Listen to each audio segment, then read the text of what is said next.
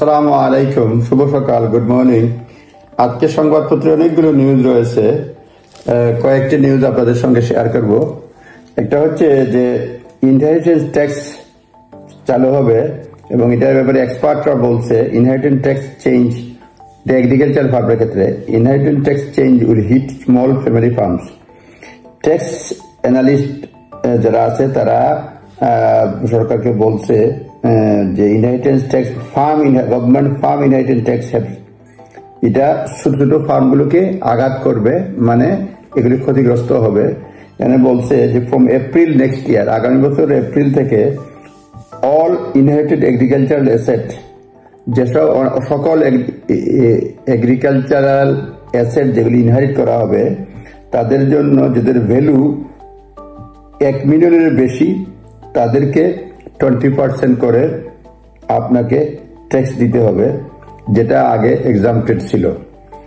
From April next year all inherited agricultural asset worth more than 1 million which were previously exempt will have to pay inheritance tax at 20% in an attempt to raise। সরকার এজন্য 520 million pound তারা raise করতে চায়। সুতরাং agriculture farm inheritance tax যেটা আগে এক্সাম্পট ছিল এখন 20% করে ভিএটি মানে ইনহেরিটেন্স ট্যাক্স দিতে হবে।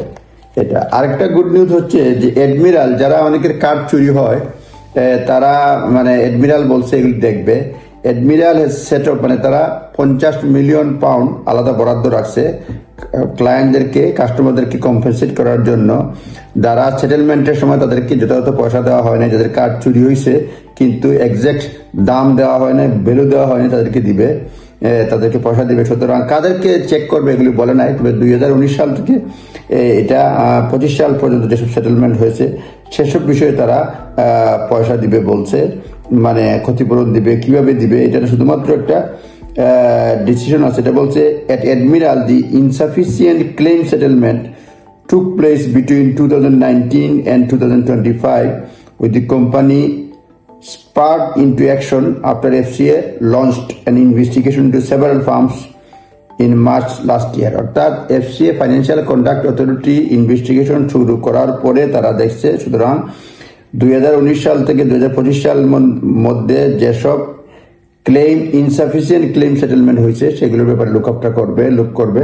অনেক অভিযোগ রয়েছে তারা গাড়িগুলোর যে অ্যাকচুয়াল ভ্যালু চুরির সময় সেই ভ্যালু অনুযায়ী তারা পয়সা দেয় নাই, এছাড়াও এক্সাক্ট ভ্যালু পায় নাই, সেই জন্য তারা বলছে পয়সা দিবে। মোস্ট পলিসি রিকোয়ার করে insurer to pay like for like replacement cost of the vehicle when it is so damage it has to be written off or when it is stolen। যখন মানে শুধুমাত্র স্টোলেন না, যখন damage হয় like for like, গাড়ি আপনার চুরির সময় যেটা হয়েছে সেই সময়ের যে ভ্যালু সেই ভ্যালু তাকে দিতে হবে, ড্যামেজ হওয়ার সময় যেটা ছিল সেই ভ্যালু দিতে হবে, কিন্তু সেগুলো দেওয়া হয় নাই। সুতরাং ইনসাফিসিয়েন্ট যেসব ক্লেম রয়েছে অ্যাডমিরাল দেখবে। আপনারা যারা অ্যাডমিরালের বিশেষ করে ইন্স্যুরার ছিলেন তারা বিষয়টা খোঁজ নিয়ে দেখতে পারেন। সুতরাং এটা জাস্ট একটা ইনফরমেশন শেয়ার করলাম আপনাদের সঙ্গে। তারপরে যেটা হচ্ছে যে আরেকটা নিউজ আসছে ইউনিভার্সিটি স্টুডেন্টদেরকে পাওয়ার জন্য তারা বলছে university offering cash and parts to win student. আমি সংবাদপত্রের নিউজ পড়তেছি। Universities are offering suite of financial incentive and practical parts to entire students, মানে স্টুডেন্টদেরকে নেওয়ার জন্য বিভিন্ন ধরনের সুযোগ সুবিধা দিছে এবং available through clearing only. Coventry University is offering reduced rates on single and suite rooms on select halls for undergraduates starting in September or January 2026, September 25 অথবা January 26। মানে বিভিন্ন ইউনিভার্সিটি ছাত্রদেরকে মন জয় করার জন্য নেওয়ার জন্য বিভিন্ন ধরনের ফ্যাসিলিটি সুযোগ সুবিধা দিচ্ছে। এটা আমি টাইমস থেকে পড়তে দেখতে পারবেন। Several universities are suffering direct cash incentive. Several university তাদের মানে অর্থ সংকটে রয়েছে। With university of east London তারা হ্যান্ডিং আউট দিচ্ছে 500 টু স্টুডেন্ট যারা এই সাইন আপ করে তাদেরকে 500 করে ইনসেন্টিভ দিচ্ছে। University for the creative arts is giving up 700 to first year student, মানে ক্রিয়েটিভ আর্টস স্টুডেন্ট ইউনিভার্সিটি তারা 700 করে দিচ্ছে ফার্স্ট ইয়ার স্টুডেন্টদেরকে। নট লিভিং ইউনিভার্সিটি মানে ইউনিভার্সিটি তারা না থাকে, মানে not living university accommodation, university accommodation না থাকলে তাদেরকে 700 পাউন্ড করে ইনসেন্টিভ দিচ্ছে।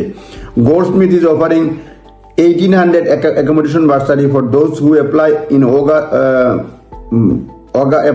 August 29. Goldsmith তাদের মানে স্টুডেন্টদেরকে অ্যাকোমোডেশনে অফারিং 1800 অ্যাকোমোডেশন বার্সারি, 1800 পাউন্ড দিচ্ছে অ্যাকোমোডেশন বার্সারি, যারা 29 আগস্টের মধ্যে অ্যাপ্লাই করবে। আরো অনেক সুযোগ সুবিধা রয়েছে। তারপরে Middlesex health clearing starter kits worth up to 1000 and free laptop loan দিচ্ছে, অনেক সুযোগ সুবিধা দিচ্ছে, আপনারা নিজ দায়িত্বে দেখে নেবেন। এই হচ্ছে আর নিউজ সংক্রান্ত। এছাড়া নিউজের বাইরেও আছে যে নাইজেল ফারাজ বলছে তার পার্টিকে লর্ড দেওয়ার জন্য, হাউস অফ লর্ডসের মেম্বারশিপ দেওয়ার জন্য। Nigel Farage demanded Sir Keir Starmer allow him to nominate Reform UK peers to House of Lords, দেওয়ার জন্য বলছে। তিনি বলছেন যে গ্রিন পার্টি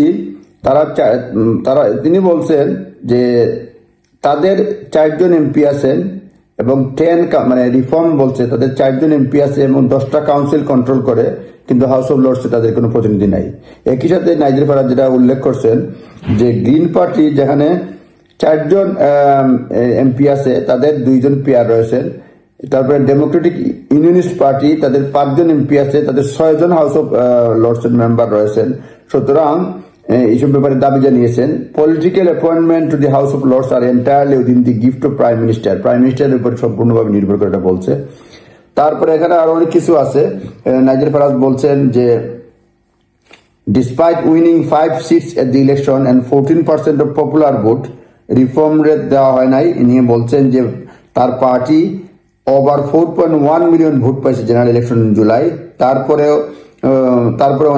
মানে নির্বাচনের পরে অনেকগুলি কাউন্সিল সিট পাইছে, তারপরেও তাদেরকে কোনো ধরনের সিট দেওয়া হয় নাই। তিনি বলছেন এই মানে প্রধানমন্ত্রীর কাছে দাবি করছেন যাতে তাকে পার্লামেন্টে মানে হাউস অফ লর্ডসে তার মানে পার্টি থেকে মেম্বার দেওয়া হয়।